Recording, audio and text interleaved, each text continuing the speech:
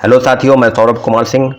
और लगातार शिक्षक बहाली के मुद्दे पर लगभग सैकड़ों लोगों का फ़ोन कॉल और मैसेज आ रहा है और कई समस्याएं ऐसी है जिसको लेकर जो है अभी तक बीपीएससी या शिक्षा विभाग की तरफ से जो है समस्याओं का निदान नहीं किया गया और लगातार बहाली की बात की जा रही है। तो टू द पॉइंट हम एक एक चीज़ों की चर्चा करेंगे और आपको बता दें कि कई मामलों को लेकर पहला जो मामला है वो है सीटी टेपरिंग को लेकर।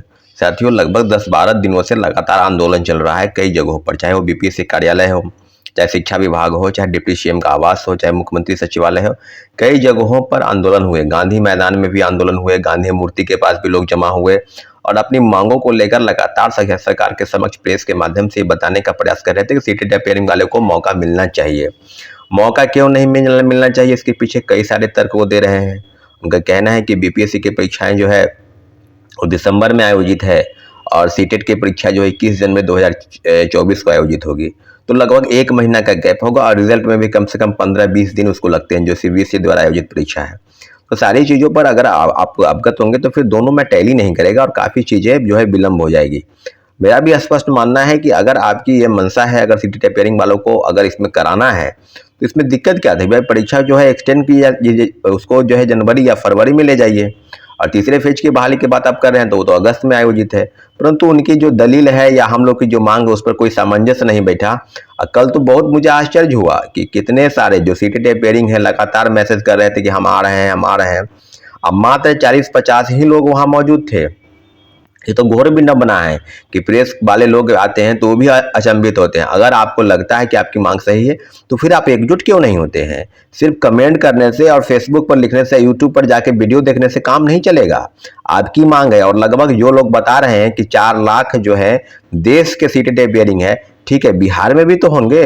तो आप अगर 1000, 2000, 5000 की संख्या में अगर आपको नहीं चाहिए तो फिर आप बैठे रहिए, फिर आप रास्ता बताइए। अब सुबह से भी कई लोगों का मैसेज और कॉल आ रहा है कि सीटी टेपरिंग वाले के लिए रास्ता क्या बंद है या खुला है। तो आपको हम बता दें कि रास्ते तो खुले रहते हैं, आप उस अवसर को तलाशने का प्रयास करें। तो दूसरी तरह की कई चीजें हैं सीटी टेपरिंग वालों के लिए कि 2 तरह के तर्क अगर आप दे रहे हैं तो कोर्ट के माध्यम से प्रथम फेज की बहाली में उनको मौका क्यों मिला, ये बात है। दूसरी बात कि अगर बीटेट अगर हो जाता तो फिर आज ये नौबत नहीं आती उनको मांगने की। कई साल से लगभग 2016 के बाद बीटेट की परीक्षाएं नहीं हुई है और माननीय उच्च न्यायालय का गाइडलाइन है कि प्रत्येक वर्ष आपको बीटेट कराना है। सीटेट हर साल 2 बार होता है, तो इसलिए एसटीईटी भी पहले 1 ही बार होता था, अब 2 बार करने का निर्णय लिया गया है बिहार सरकार की तरफ से। तो अब कई मामलों को लेकर अब जो चीजें हैं उसमें है कि 2 तरह के मामले सीटी टेपरिंग को लेकर कई सारे अभ्यर्थी कह रहे हैं कि कोर्ट केस में जाना चाहिए, नहीं जाना चाहिए। तो आप कमेंट सेक्शन में बताइए कि क्या कोर्ट में जाना उचित होगा या नहीं होगा, क्योंकि आप अगर चाहते हैं तभी वो मामला आगे बढ़ेगा, नहीं चाहते हैं तो मामला आगे नहीं बढ़ेगा। अब दूसरी प्रमुख मांग जो चीज हम लोग के पास है कि कई जिलों से अभी जो सब खबरें आ रही है कि लगभग 90,000 शिक्षकों का जो है स्कूल का आवंटन हो चुका है और कई जिलों को जिला शिक्षा पदाधिकारी और डीपीओ को कारण बताओ नोटिस भी जारी हुआ है। सो कॉज नोटिस तो लगातार जारी हो रहा है कई अभ्यर्थियों पर, कई शिक्षक नेताओं पर। क्या अभ्यर्थी सो कॉज नोटिस हुआ है कि आप जो है ग्रीवांस सेल में जो दिए उसमें आपने शपथ पत्र दिया तो आपके खिलाफ हम कार्रवाई करेंगे, कारण बताओ नोटिस इन लोगों को 741 लोगों को कल जारी हुआ है।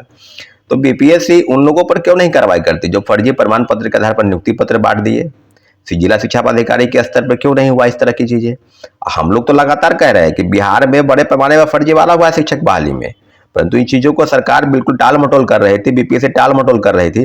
तो अब तो क्लियर हो गया ना भाई कि क्या स्कूल के आवंटन से लेकर जितने भी लोग थे नोटिस करने वाले, मुजफ्फरपुर से आज औरंगाबाद से लेकर मुजफ्फरपुर तो लगभग 12-13 जिलों की जो चीजें हैं क्लियर हो गई है कि कई सैकड़ों लोगों को फर्जी प्रमाण पत्र दिया गया।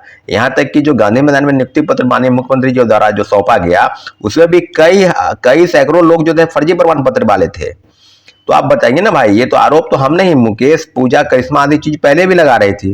कंप्यूटर साइंस के कई अभ्यर्थी थे जिनका जो एसटीईटी 11-19 पास नहीं थे, उसके बाद उसकी बीटेक और एमसीए की आदि डिग्री थी।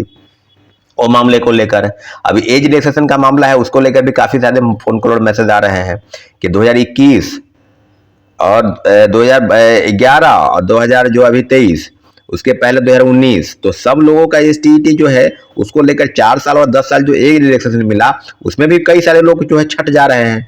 10 साल लेने के बाद भी अब कह रहे हैं कि 2019 जो 2023 एसटीईटी हुआ वही डिग्री मान्य होगा। उसके अनुसार एक एज जो है रिलैक्सेशन का मामला फायदा उनको मिल रहा है।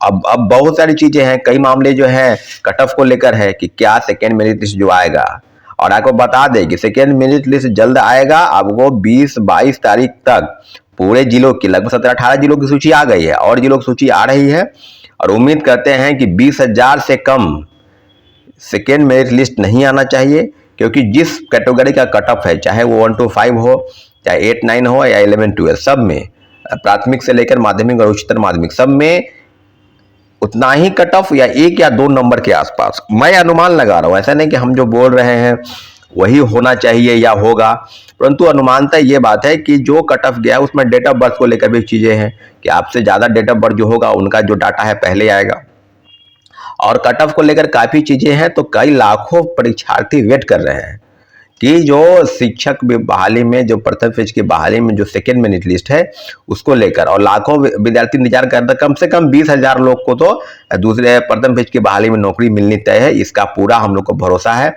और बीपीएससी चेयरमैन इसके लिए कई बार पीसी के माध्यम से अपनी बातों को रख भी चुके हैं। तो सेकेंड मेरिट लिस्ट पर घबराने की जरूरत नहीं आपको। हाँ, सीटें टेपरिंग को लेकर जो चीजें हैं उसको लेकर आपको हम बता दिए कि कोर्ट कचहरी अगर जाना है तो आप उसकी तैयारी कीजिए। कमेंट बॉक्स सेक्शन बॉक्स में आप लिखिए कि हम कोर्ट जाने के लिए तैयार हैं।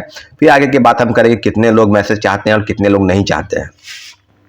अब जो महत्वपूर्ण बात है आपको सब्जेक्ट कॉम्बिनेशन को लेकर भी है, जैसा कि चेयरमैन ने स्पष्ट कर दिया है कि एसटीईटी जो 23 हुआ उसमें जो सब्जेक्ट आपने चूज किया और ऑनर्स का सब्जेक्ट है, तो वो दोनों को लेकर कई मामले हैं। इसको लेकर लोग बोले कि अन्य विकल्प हम चूज कर दिए हैं, मेरा ऑनर्स ये था, तो फिर